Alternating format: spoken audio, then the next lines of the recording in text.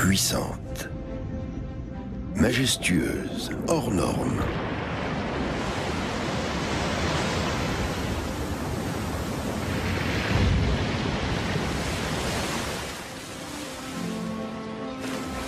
Pacifique et joueuse.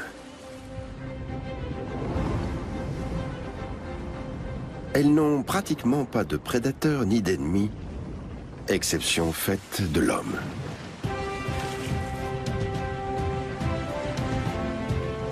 Leur chair est très prisée dans certains pays. Elles ont été chassées pour produire corsets, parfums et toutes sortes de produits lucratifs. Et elles continuent de l'être. Une véritable industrie synonyme de pouvoir et de richesse pour l'homme. À une époque, leur huile éclairait le monde entier et faisait tourner la roue du progrès.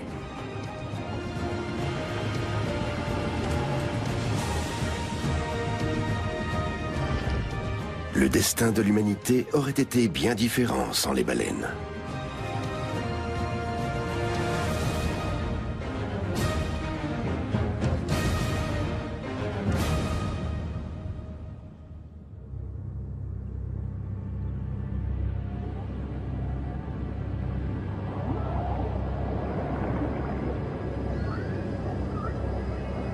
Après plusieurs millénaires de coexistence, un nouveau chapitre s'ouvre dans l'histoire commune des baleines et de l'homme.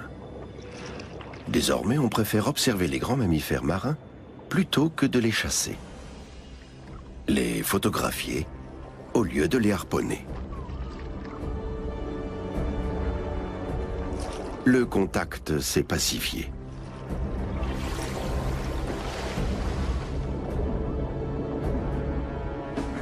Le tourisme baleinier connaît un essor sans précédent, comme dans la réserve marine de Stellwagen Bank, au large de la côte nord-est des États-Unis. Autrefois pourtant, on chassait activement la baleine dans ses eaux. De nos jours, l'observation des grands mammifères marins rapporte plus que leur massacre. Tout le monde y gagne. Car amener les touristes au plus près des cétacés permet aussi de changer leur regard sur les baleines et de les sensibiliser à leur protection.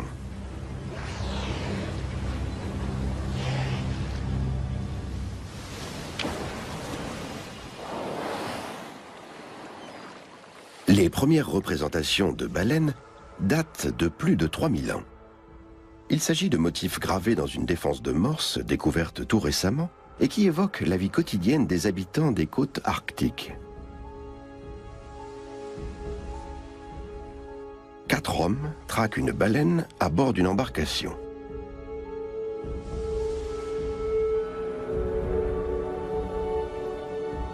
À Barrow, en Alaska, les méthodes de chasse ancestrales sont encore pratiquées de nos jours. Les portes de la localité la plus septentrionale des États-Unis sont d'ailleurs matérialisées par 2 imposantes côtes de baleines.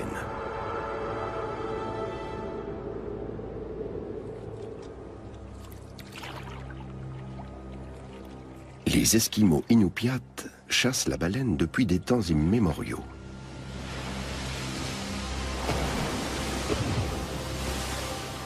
Avec pour seule arme des harpons et la force de leurs muscles.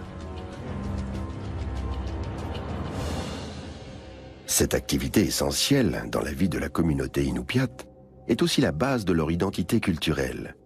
Elle perdure sous cette forme, malgré les progrès de la technologie et de la motorisation.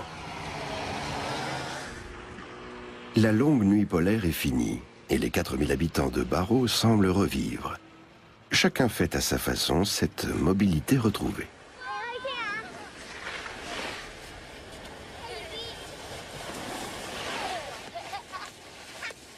Il est temps que l'hiver se termine, car les réserves de nourriture sont presque épuisées.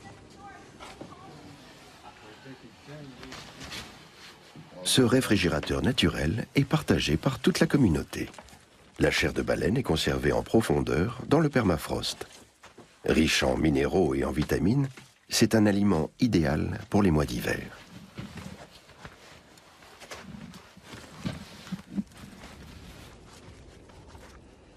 Les fanons de baleine sont également récupérés. Ces lames de cornes flexibles sont utilisées aujourd'hui par les artisans sculpteurs de barreaux. Mais il fut un temps où les fanons étaient encore plus recherchés que l'huile ou la chair des cétacés.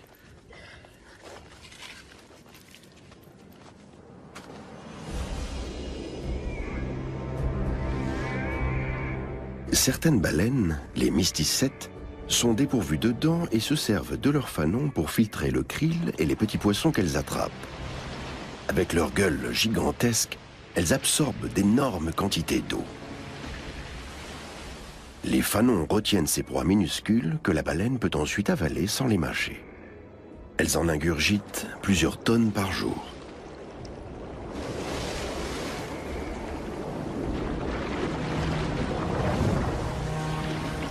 Légers et souples, les fanons ont une consistance très intéressante. C'est ce qui fait leur valeur.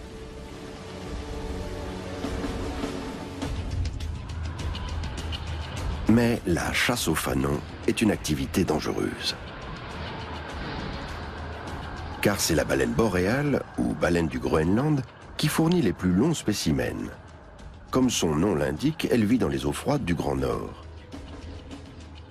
Les fanons sont grattés et polis directement à bord du baleinier. Ils sont dotés d'une élasticité étonnante, ce qui en fait un matériau idéal pour les parapluies et les dessous. Les baleines de corset faisaient une taille de guêpe aux dames de la haute société. La reine Élisabeth Ier avait bien saisi l'importance économique du secteur baleinier. Et en 1576, elle accorde l'autorisation de chasser la baleine dans toutes les mers. L'Angleterre va désormais pouvoir répondre à la demande croissante de fanons et d'huile de baleine. Les galions de Sa Majesté mettent le cap au nord et s'aventurent jusqu'en Arctique, au large du Groenland et du Spitzberg. Les baleines sont harponnées lorsqu'elles remontent à la surface, depuis de simples canaux. Cette technique restera pratiquement inchangée jusqu'au XIXe siècle. Les harpons de l'époque nous livrent d'ailleurs d'étonnants secrets sur l'âge des cétacés. Pour en savoir plus, nous retournons en Alaska, à la station biologique de Barrow.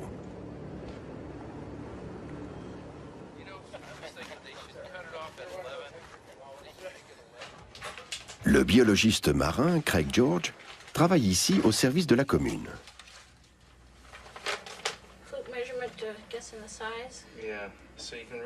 Il étudie la population des baleines boréales et leur longévité. Une pointe de harpon lui a permis de faire une découverte sensationnelle.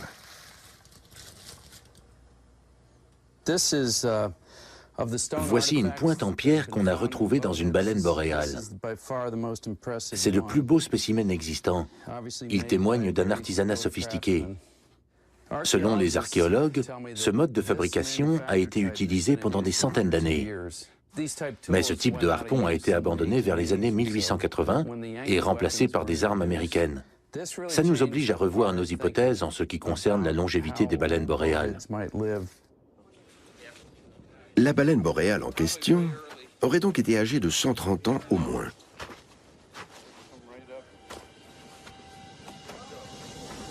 Craig George cherche à confirmer son hypothèse. D'autres méthodes permettent de déterminer l'âge des baleines. Par exemple, l'examen de la structure de leurs yeux. Pour cela, il accompagne des chasseurs au bord de la banquise.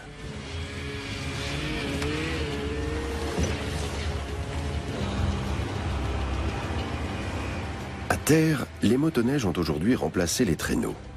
Mais les peaux de phoque continuent de garnir les canaux.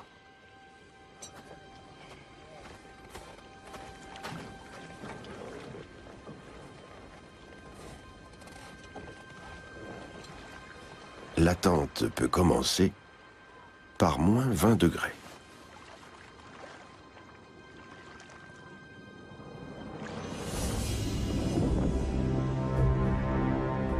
Chaque année au printemps, les baleines longent la banquise de l'Alaska pour migrer ensuite vers le sud. Ces eaux regorgent de plancton dont elles sont friandes. Avec la luminosité croissante liée au retour des beaux jours, de petits crustacés comme les copépodes se multiplient de façon exponentielle.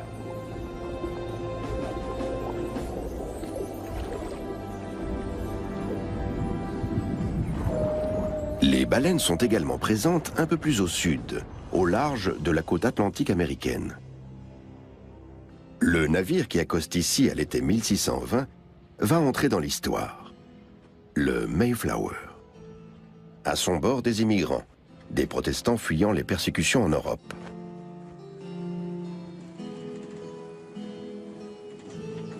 Il crée la colonie de Plymouth, en Nouvelle-Angleterre. Un musée en plein air retrace leur épopée. John y joue le rôle de l'un de ses pères pèlerins.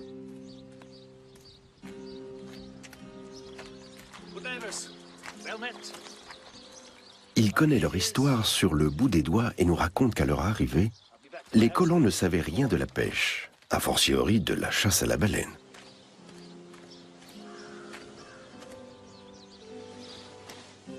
Je me souviens très bien. Nous approchions de la côte à bord du Mayflower, quand une énorme baleine s'est approchée du navire à portée de mousquet. Quelques-uns ont tenté de l'atteindre d'un coup de feu, mais l'animal s'est contenté de souffler avant de s'éloigner. Les marins nous ont dit que nous pourrions vendre à bon prix l'huile et les os des baleines, et qu'elles étaient fort nombreuses dans les parages. Dans un premier temps, les nouveaux arrivants s'approchent prudemment des baleines échouées, qui leur étaient sans doute familières lorsqu'ils étaient encore en Europe. C'est en 1712 que les colons tuent leur premier cachalot, un carnassier muni non pas de fanons, mais de dents redoutables.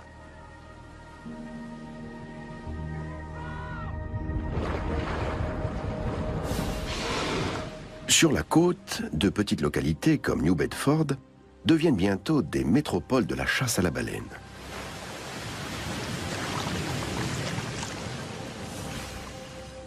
L'huile de baleine rapporte gros, et bien des pèlerins deviennent rapidement des entrepreneurs.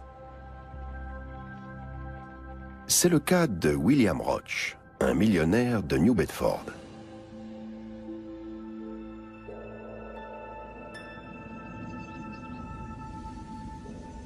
Son fils souhaite exposer sa richesse aux yeux de tous et fait construire l'une des demeures les plus fastueuses de la ville. Il se lance à son tour dans le secteur baleinier et accroît encore la richesse paternelle.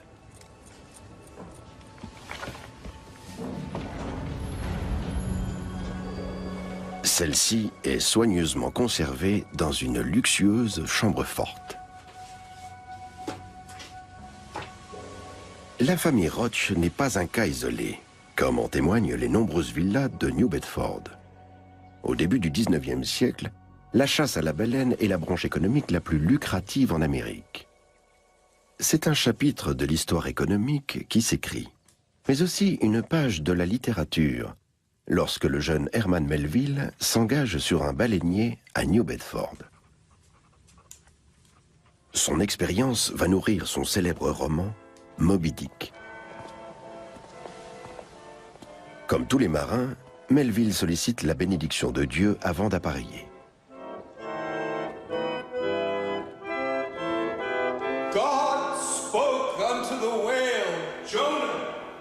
Chacun prie pour revenir sain et sauf, car la mer fait de nombreuses victimes. Il est à peine besoin de dire quels étaient mes sentiments, alors que je contemplais ces marbres où s'inscrivait le sort des pêcheurs embarqués avant moi. Les hommes restent en mer pendant 3 ou 4 ans, sans contact avec leur famille.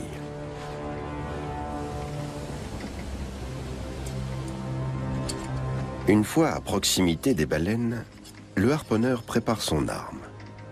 Il va maintenant jouer un rôle capital. Melville s'interroge.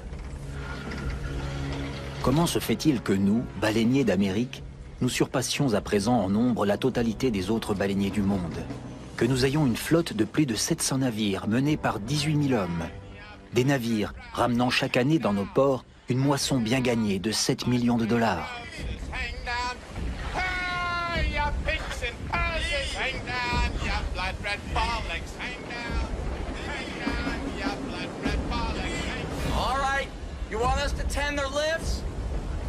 Que signifie tout cela, sinon la puissance inhérente à la pêche à la baleine?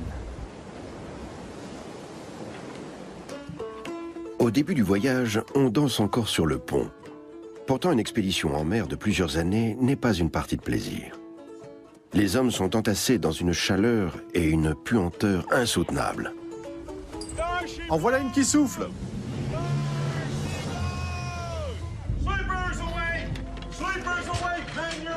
Une fois encore, l'équipage est mobilisé.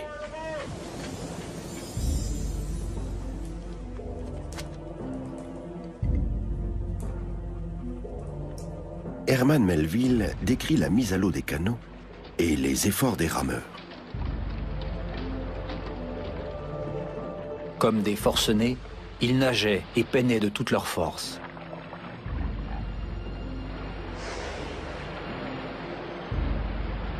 Jusqu'à ce que le cri attendu jaillit. Debout, pique!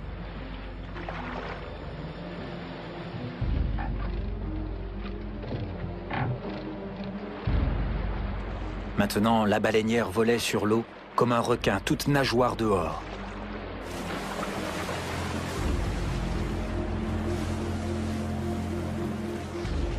Par chance, Melville ne connaît pas ce triste sort. La pelle utilisée pour le dépeçage de la baleine est du meilleur acier. On la maintient toujours parfaitement aiguisée et en cours de travail, on l'affûte de temps à autre comme un rasoir. Comme le lard enveloppe la baleine à la manière dont l'écorce recouvre une orange, on la pèle souvent en spirale, comme on épluche ce fruit. Le lard de la baleine est transformé en huile dans de grandes cuves installées sur le pont. Les restes de graisse servent à alimenter le feu. Le navire ne regagne son port d'attache qu'après avoir rempli tous ses fûts, une cargaison de 100 à 300 tonnes. New Bedford sert de port de transbordement. Une partie des tonneaux partent vers d'autres destinations. Le reste alimente l'industrie locale. La manufacture de bougies Rodman, par exemple. L'huile de cachalot, également appelée spermaceti, est particulièrement prisée. Un mâle adulte en stocke jusqu'à 2 tonnes dans son crâne.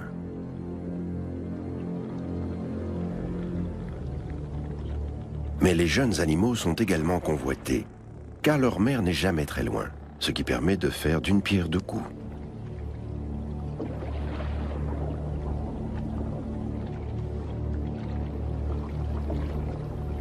Les géants des océans vivent en groupes familiaux et nagent souvent juste à la surface pour économiser leurs forces. C'est pour se nourrir qu'ils plongent dans les profondeurs, jusqu'à 3000 mètres en dessous du niveau de la mer.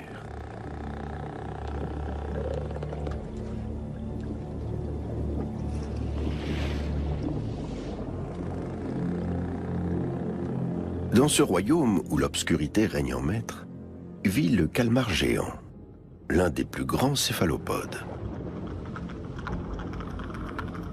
Le cachalot émet des ultrasons pour repérer sa proie.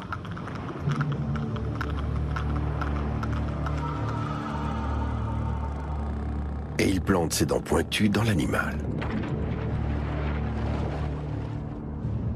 Ces mâchoires, on peut les observer au musée de la baleine de New Bedford. Elles sont une source de fascination inépuisable pour Robert Stewart, spécialiste des baleines. Le cachalot est la seule grande baleine à dents.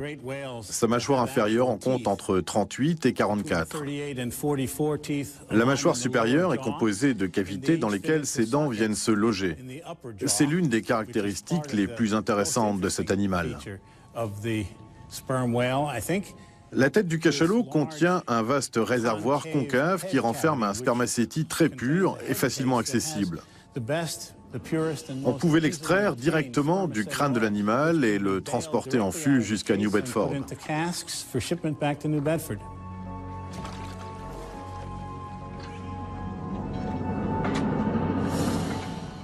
Le spermacétie ne fond qu'à une température très élevée et peut donc servir à graisser les machines. Dans les lampes, il se consume sans produire de suie ni dégager d'odeur désagréable. Il permet également de fabriquer des crèmes et des pâtes pour entretenir les cuirs ou imperméabiliser les chaussures. Sans oublier du savon ou encore de l'huile fine pour les machines à coudre. Le spermacétie assure aussi le bon fonctionnement des mécanismes de montre. Plus tard, il est utilisé comme additif par la toute jeune industrie automobile.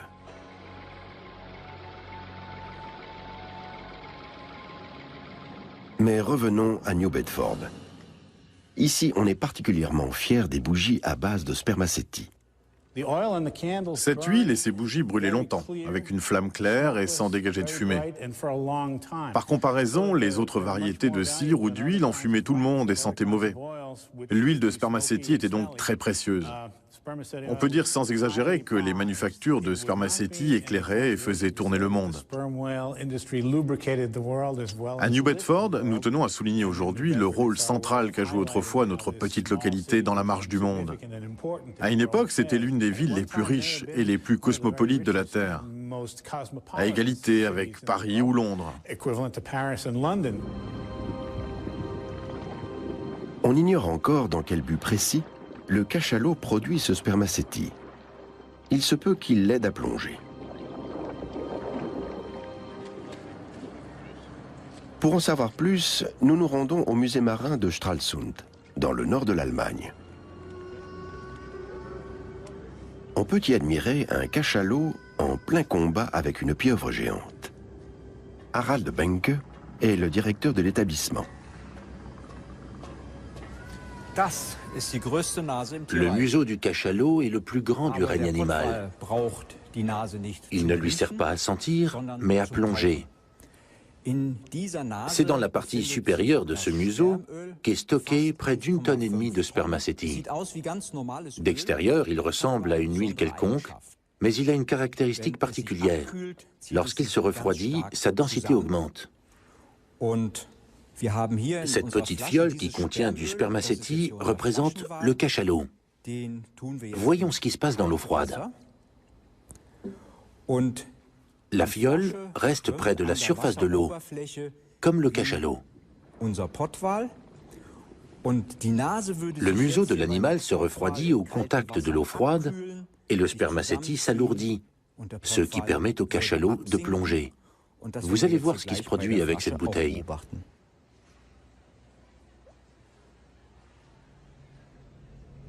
Une descente dans les profondeurs. La technique de chasse du cachalot est mal connue, mais elle ressemble peut-être à ceci.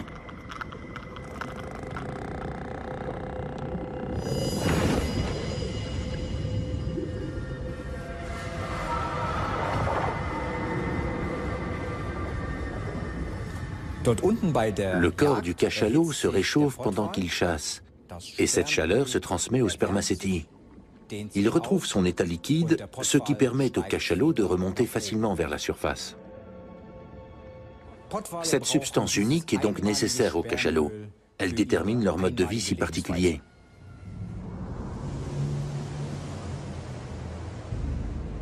L'huile de baleine est un moteur de l'économie. Les flottes baleinières ne cessent de grandir, tout comme les profits.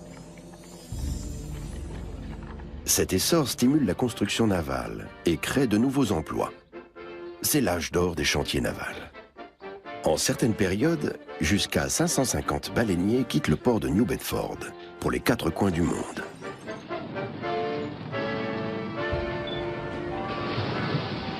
Ces navires doivent être équipés, par exemple avec des canots. Il faut aussi des forges pour les harpons, des voileries et des corderies pour le gréement. Autant d'activités qui bénéficient du massacre des cétacés. Voici le bilan d'une semaine fructueuse. Chaque baleine tuée est consignée dans ce registre. Les baleiniers s'aventurent toujours plus loin et prennent tous les risques. 2000 expéditions se lancent à l'assaut de l'océan Arctique, au seul départ de New Bedford. Mais 1871 est une année noire pour le secteur baleinier américain. Une trentaine de navires restent bloqués dans les glaces. New Bedford en perd 22.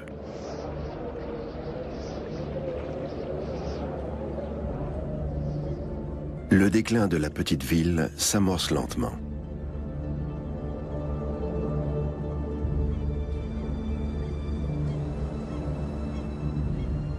Aujourd'hui, c'est une petite localité portuaire touristique.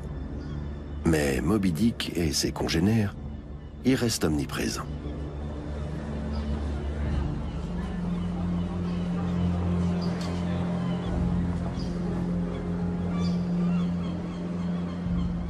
Pour New Bedford, la grande épopée de la chasse à la baleine n'est plus qu'un lointain souvenir. En Alaska, en revanche, c'est toujours une réalité. Au bord de la banquise, l'attente des Inupiats se poursuit.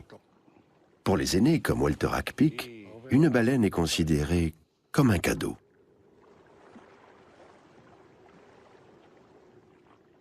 Dans la chasse à la baleine, le plus important, c'est de se montrer respectueux.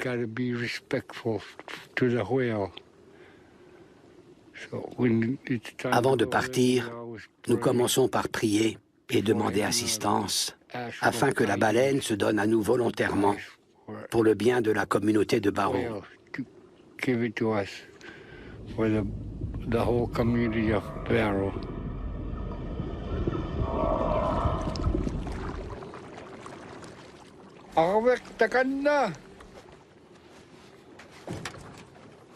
Walter a repéré une baleine. Il s'agit maintenant de s'approcher d'elle le plus discrètement possible. Cette technique de chasse millénaire est bien rodée. Les peaux de phoque qui recouvrent l'embarcation amortissent le bruit des vagues. C'est le plus léger et le plus silencieux des bateaux, idéal pour ce genre d'activité. Le moindre son se répercute très loin sous l'eau. Et les baleines ont l'ouïe fine.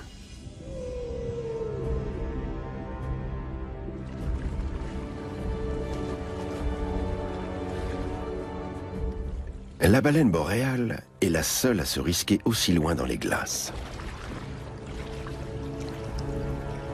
Si elle s'enfuit, les chasseurs n'ont aucune chance de la rattraper. Il n'est pas rare qu'ils rentrent bredouilles de ce genre d'expédition.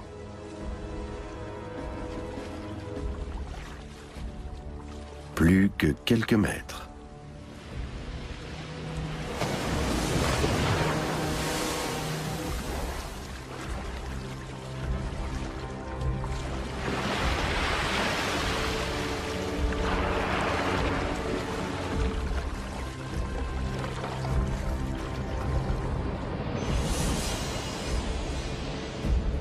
En 1868, le Norvégien Sven Foyn met au point le harpon explosif. Une arme très efficace, redoutable pour l'animal et sans danger pour l'homme.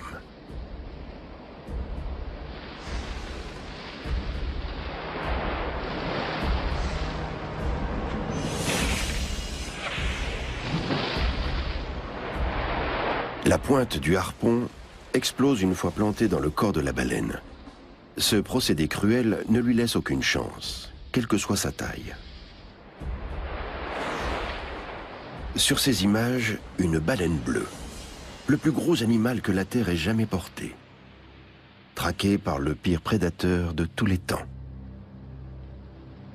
Au début du XXe siècle, les pays industriels s'intéressent plus que jamais à l'huile de baleine. Désormais, celle-ci entre également dans la composition de produits pharmaceutiques et cosmétiques.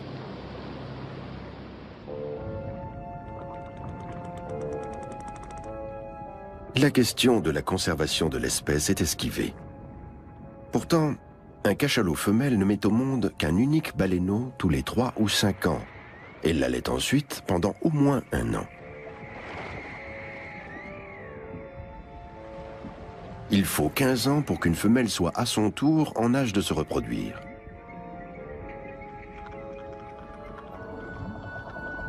Une espèce qui se perpétue aussi lentement est particulièrement vulnérable.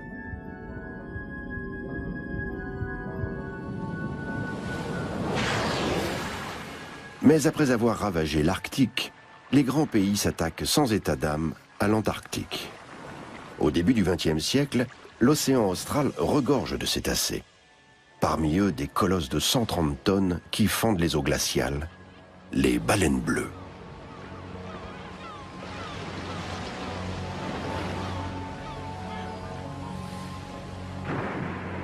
Ce paradis naturel d'un blanc immaculé devient bientôt un sanglant champ de bataille.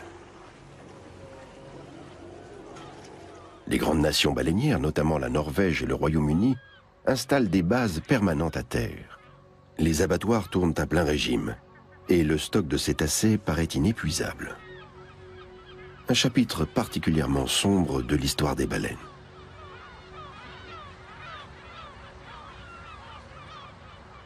Grudviken, petite ville du bout du monde, fait même construire un cinéma. Une distraction bienvenue au milieu de la puanteur, de la suie et de la crasse.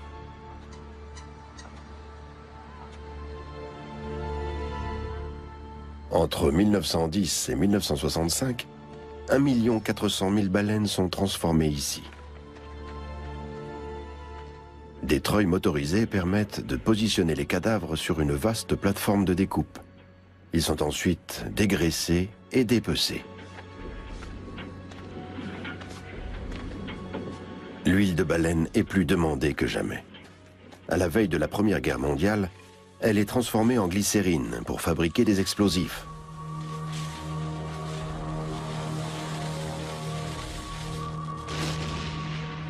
Elle est mise au service de la machine de destruction guerrière.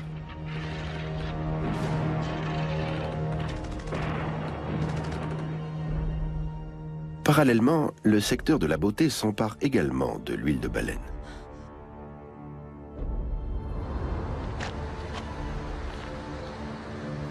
Depuis des siècles, la parfumerie utilise l'ambre gris, une concrétion intestinale du cachalot.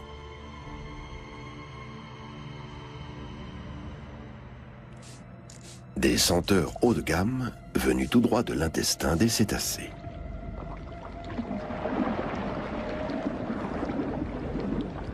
Les paisibles géants marins sont de plus en plus considérés comme une matière première et non comme des êtres vivants. Nul ne se préoccupe de leur mode de vie en clans familiaux, de leurs souffrances ou de leurs ressentis. Leur valeur commerciale est la seule chose qui compte. Une baleine à bosse et son petit qui pèsent déjà 1,5 tonnes. Dès sa naissance, la mère a aidé son baleineau à atteindre la surface pour sa toute première respiration. Année après année, les baleines inventent de nouveaux champs.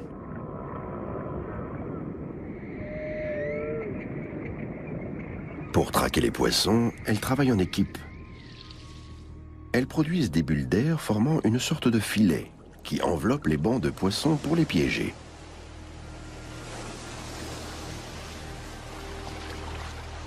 Elles n'ont alors plus qu'à se servir.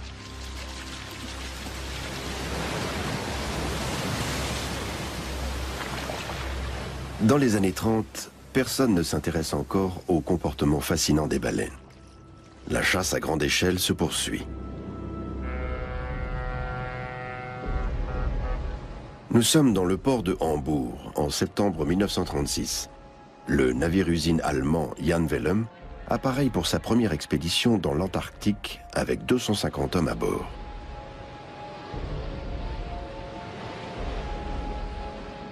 L'Allemagne est confrontée à une pénurie de matières grasses, qu'elle entend combler grâce à l'huile de baleine.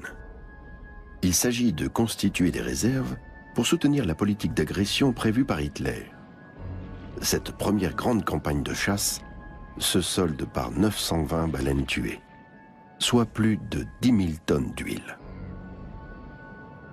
Une partie finit sur le pain des Allemands sous forme de margarine.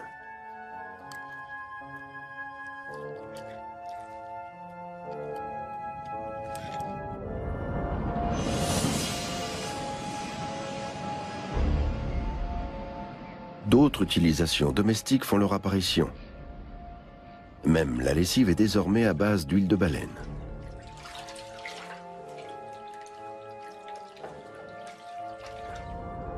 La Deuxième Guerre mondiale amène un bref répit, tandis que les grandes puissances s'affrontent sur les océans.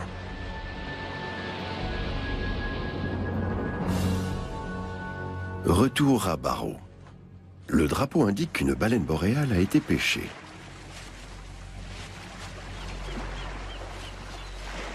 Toute la communauté se rassemble au bord de la banquise.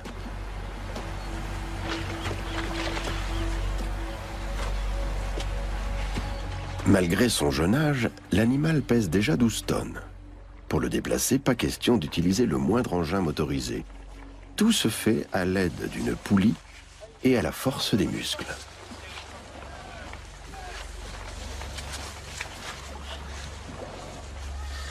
Au total, les communautés baleinières traditionnelles de la côte ont le droit de tuer environ 40 animaux par an.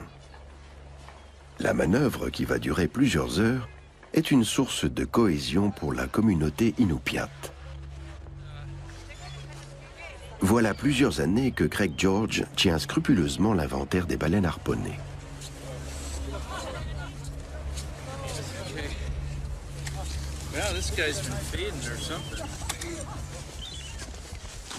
Il prélève des échantillons de sang et de tissu afin d'en savoir plus sur la filiation de l'animal et sur les clans familiaux formés par les baleines boréales.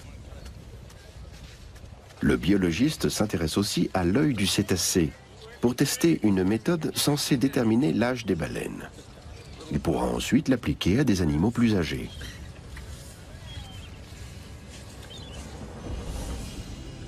L'une des baleines boréales soumises à ce test a été estimée à 217 ans. Le record de longévité sur notre planète pourrait donc être détenu par les cétacés.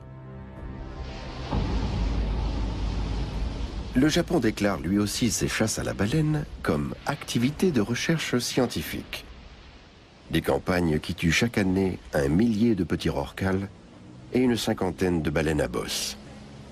Greenpeace tente par tous les moyens d'empêcher ces abus.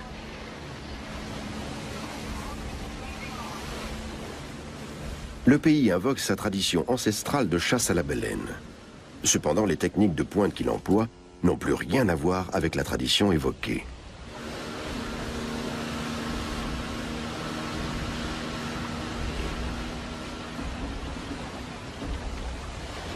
Au pays du soleil levant, la chair de baleine est un aliment très prisé. Toutefois, l'autorisation ou non de la chasse commerciale ne peut pas être fonction d'une simple question de goût.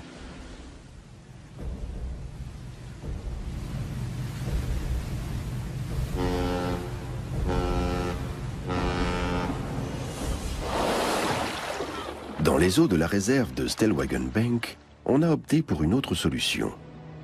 Ici, la recherche sur les cétacés va de pair avec le tourisme baleinier. Mason Weinreich dirige le centre des baleines de la Nouvelle-Angleterre à Gloucester. Il peut les désigner par leur nom, mais aussi décrire leurs habitudes et leurs particularités aux touristes qu'il embarque à son bord.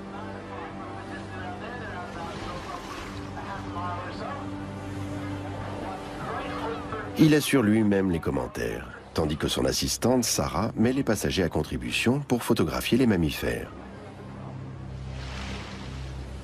Plus de 900 cétacés ont ainsi pu être identifiés à ce jour.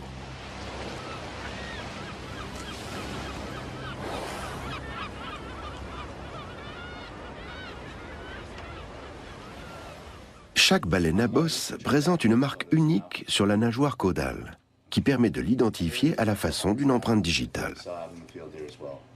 Mason Weinreich se bat depuis des années pour la protection des cétacés et a déjà obtenu quelques succès notoires. Nos recherches ont déjà porté leurs fruits. Stellwagen Bank est désormais une réserve marine nationale. Les couloirs de navigation ont été déviés, les baleines risquent donc moins d'être heurtées par les navires. On espère aussi faire modifier le matériel utilisé pour la pêche afin d'éviter qu'elles se prennent dans les filets.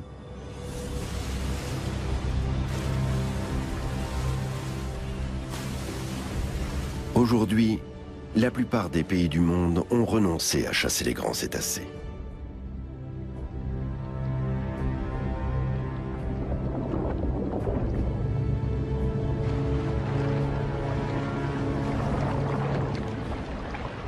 Mais pas question de crier victoire, car face au léger renouvellement de la population des baleines, des voix s'élèvent pour réclamer une libéralisation complète de la chasse. Et qu'en est-il des baleines boréales, espèces en voie de disparition? Craig George dresse le bilan de plusieurs années d'observation. Quand nous avons commencé à les recenser, elles étaient environ 4000. 10 ans plus tard, on en dénombrait à peu près 6000. Et aujourd'hui, on est entre 11 et 12 000. Mais les chasseurs locaux vous diront que beaucoup de baleines échappent aux observateurs, par exemple en nageant sous la glace. On s'en doutait dans une certaine mesure, mais il s'avère que des milliers d'animaux échappent à notre comptabilisation.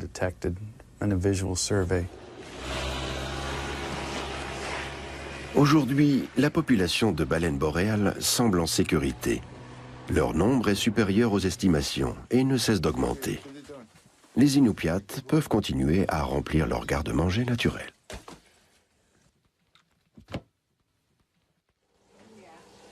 C'est l'heure du traditionnel repas pris en commun.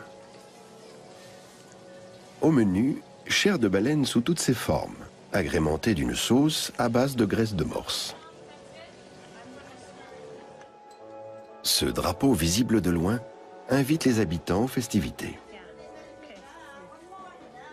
Toute la communauté de Barrow se retrouve autour d'une même table. Selon les croyances inupiates, c'est une façon de favoriser le retour des baleines l'an prochain.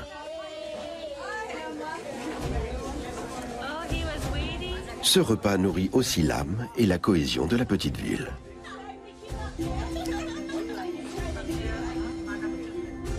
Puiser des forces dans les traditions pour mieux résister à l'omniprésence de la culture américaine. Chasser pour ne pas disparaître. L'histoire commune de l'homme et de la baleine a décidément bien des facettes différentes.